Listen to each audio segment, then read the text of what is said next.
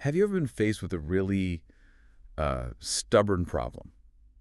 Or maybe tried to make a big change only to realize later you just sort of patched over the surface? Yeah. You fix the symptom, but the root cause, still there. Exactly. It's so frustrating because, true resolution, that real transformation, it really requires digging deep, doesn't it? It needs that commitment to uncovering the whole story. It absolutely does. It's about more than just finding a quick fix. It's about a real dedication to thoroughness, making sure every single aspect of an issue, or maybe even an offense, is meticulously addressed, not just, superficially acknowledged. And that profound commitment to deep resolution, to getting the whole story straight, that's exactly what we're diving into today. We're looking at a fascinating ancient text from Buddhist monastic law of the sea, Pārivāsikakkhandhaka. Right. And this isn't just some dusty old legal text. It's really a window into an incredibly detailed system. It's all about the rules and processes for monks who are undergoing disciplinary periods. It's like a framework designed to ensure every single facet of a transgression. And, crucially, the path back to restoration was accounted for. No stone unturned. Our mission today, then, is to unpack the intricate why behind these ancient rules. What was driving such meticulous detail? It really reveals, I think, a deep commitment to genuine restoration, a kind of philosophy that embraces taking the time needed to truly uncover and resolve the complete narrative. Okay, so let's jump in. Where does this story begin? Well, the setting is Savatthi, at the famous Jetavana monastery. The Buddha himself is residing there. Okay, and the issue? It involves these monks called Pārivāsikakkhandhaka. These are monks under probation. And the problem was they were accepting marks of respect from the Pakatata bhikkhu, the regular monks, the ones in good standing. Marks of respect, like what sort of thing? Things like bowing when they entered, rising for them, offering water for their feet, even back rubbing or receiving robes, typical signs of deference within the community. Right. And you might think, well, what's the harm in that? Isn't respect good? You might think so, but the text says that certain monks, the apicha, literally those of few desires or content ones, they complained. They saw this as a problem. And how did the Buddha react? His reaction was pretty strong. He declared it a dukkha, which is a minor offense, for a probationer monk to accept that kind of deference. Okay, so why? Why was that specific action problematic? It seems subtle. It does, but it goes way beyond just monastic etiquette. This rule, I think, shows a really profound understanding. True internal change, real rehabilitation, it needs external alignment. External alignment. Yeah, any act that makes it look like you have authority you haven't actually earned back yet, no matter how small, it creates this kind of dissonance. It doesn't just hinder the monk's own self-assessment, their humility. It also chips away at the community's trust. Trust that the monk is genuinely committed to change. So the external display can either reinforce the internal work or it can seriously undermine it, especially during rehab. That's a really interesting way to put it. So it's about making sure the outward status genuinely reflects the inward journey. It's not about withholding respect entirely then. Not entirely, no. There were exceptions. Probationer monks could exchange greetings and serve each other, but crucially, only based on seniority among themselves within their own group. Okay. And were there other things they could do? Yes, there were 5 specific activities permitted based on seniority within that probationary group. Things like the uposatha, that's the bi-monthly assembly, and the pavaran, the invitation for admonishment. Ritual things too. Exactly. Receiving the vasikaseka, the rainy season robes, ochana, which is requesting food, and bata, simply eating food. So the system wasn't totally isolating them. It allowed for essential community life to continue, just with clear boundaries. Precisely. It balanced that need for humility and acknowledgement of status with, the practicalities of living in a community and making sure core activities, especially mutual support and basic needs, could still happen. All right, so the Buddha sets the tone for receiving respect, but then he goes further, right? He establishes rules for their actual conduct. Yes, exactly. He laid down a very clear code for their proper conduct, the samavatthana. This wasn't just about what they couldn't receive, but what they couldn't do. And what kind of actions were restricted? Well, the core prohibitions really get at themes of authority and influence. For instance, a probationer monk absolutely could not ordain new monks. Okay, that makes sense. They couldn't give nisaya, that's dependence or guidance, to junior monks, couldn't appoint a novice either. So basically, no taking on leadership or mentoring roles. Right. And it extended to interactions with female monks, too. They couldn't accept an appointment as an instructor for nuns or even instruct them if they'd already been appointed before their probation started. Why those specific roles, do you think? Ordaining, mentoring, instructing. What's the underlying principle there? It's fundamentally about protecting the integrity of the Sangha, the community, and maintaining trust. These roles, ordaining, guiding others, they carry immense moral weight, immense authority. Right. You need to be a reliable guide. Absolutely. An unimpeachable guide. So to ensure the purity of the teaching, the Dhamma, and the proper guidance of, newer or more vulnerable members, only monks in impeccable standing, whose own conduct was fully resolved, could be entrusted with that kind of influence. It's a protected measure, then. Exactly. It protects the community from, potential harm or bad guidance, and it reinforces how seriously the probationer's situation is being taken. It shows the community is ensuring they're truly ready before they guide others again. It's part of ensuring the whole story of their rehabilitation is complete. That makes a lot of sense for keeping the community healthy. But wow, adhering to all this, it sounds like a full-time job just remembering everything. It certainly required constant mindfulness, and beyond those big roles, there were also very specific behavioral and social rules. Well, obviously, rule number 1. Don't commit the same offense again. Or even similar ones, or worse ones. That's basic. Okay, fair enough. They also couldn't criticize the disciplinary action itself, the kama, or the monks who carried it out, the kamika, no complaining about the process. So acceptance was key. Yes.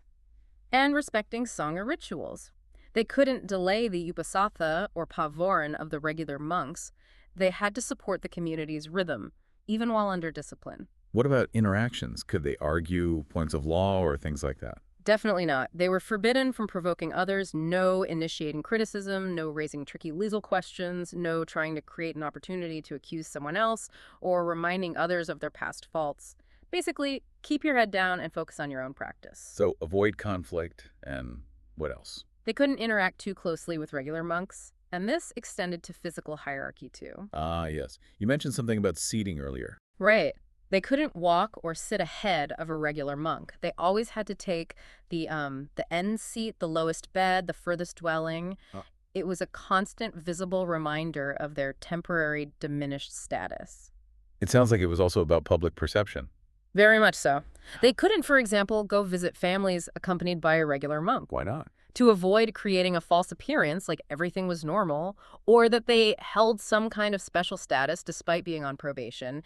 It kept things clear. And I remember reading something fascinating about ascetic practices. Oh yeah, that's quite telling.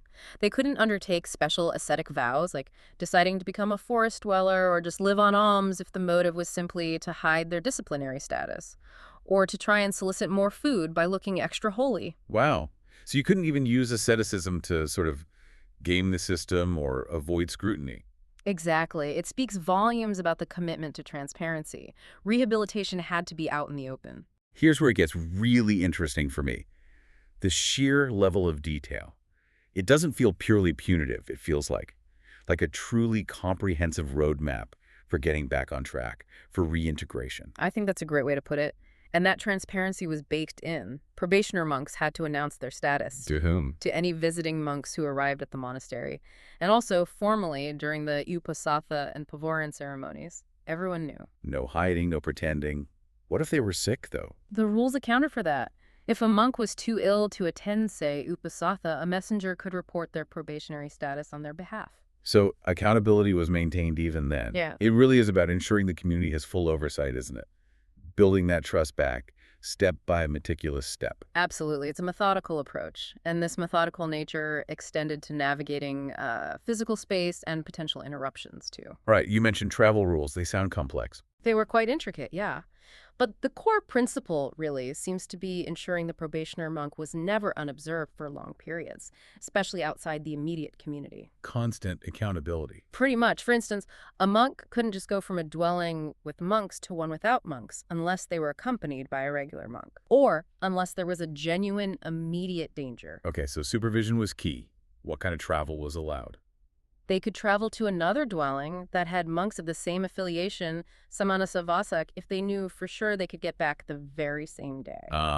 So keeping them connected to a supervised community, preventing them from just drifting off. Exactly. It keeps that clear line of sight on their conduct, and this careful management extended to shared spaces as well. The seating rules again. Yes, and more. A probationer couldn't dwell under the same roof in the same avasa or even a non-dwelling shelter, an anavasa with a regular monk. Physically separate. Yes.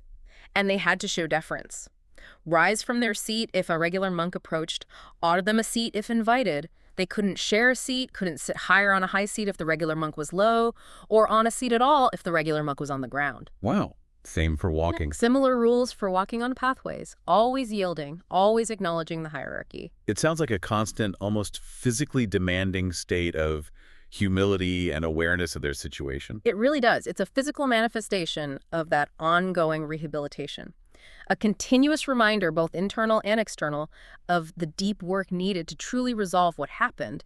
It's less about shame, I think, and more about reinforcing that mindset of correction and service. Taking the time to internalize the lesson through action. Okay, but what if something interrupted this process? Life happens, right?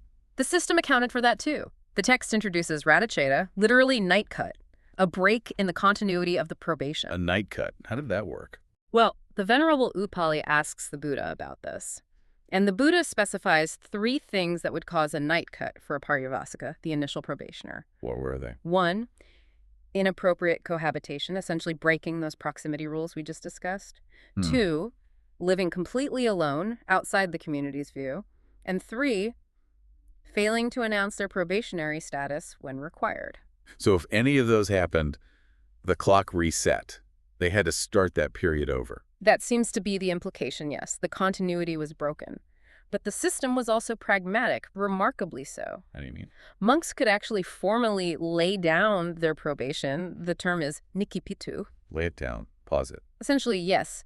If, say, the sangha, the community, became too large or dispersed, making proper oversight difficult, they could suspend the probation period. That's practical. And could they resume it? They could. If circumstances changed, maybe monks returned or the group became manageable again, they could formally take up the probation sammadittu. Was there a process for that? Oh yes, a formal ritual. The monk would approach another monk, carefully arrange their upper robe, squat down, raise their hands in the gesture of respect, anyali, and make a specific declaration, either suspending or resuming their probation. That's fascinating. So even when dealing with practical realities, like the size of the group, the system reinforced the individual's commitment and the seriousness of the process through a formal act. Absolutely. It maintained accountability. It shows they prioritized doing the process right, ensuring the whole story could be properly overseen, even if it meant hitting pause and restarting when conditions allowed. It wasn't just about ticking boxes. Okay, and this brings us to something else. This wasn't just one stage, was it? Probation was just the start. Exactly right. The journey to full restoration was often layered, multi-staged. The initial probation, Pārivāsika, was just the first step for certain offenses. What came next? The text mentions several other categories. There were monks deserving resuspension to the root. That's mūlāya paṭikassanārahā. This was often for offenses that had been concealed initially. So if more of the story came out later. Precisely. Then there were monks deserving penance, mānattāraha, and those actively undergoing that penance, the mānattacārika, and finally monks deemed deserving restoration, abhānaraha, ready for the final step back. And did all those rules about conduct and respect apply to these other stages too?